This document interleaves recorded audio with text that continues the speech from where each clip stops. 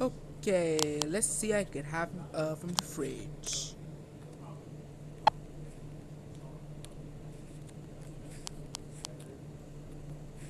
Uh, Dad, what are you doing? Close my fridge.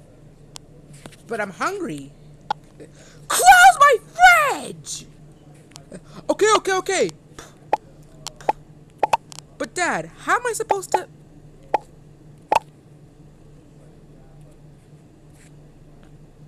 Uh, Dad? What? I'm hungry.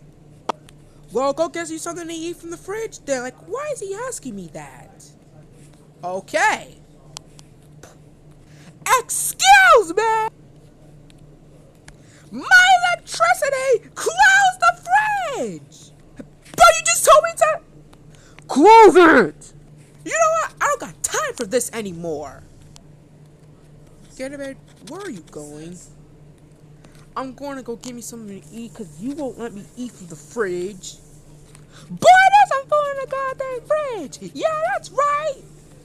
Yeah, that's right, Ganymede! Go eat something from the goddamn fridge! Ah, okay! I don't even know why he's like this. Wait, hang on.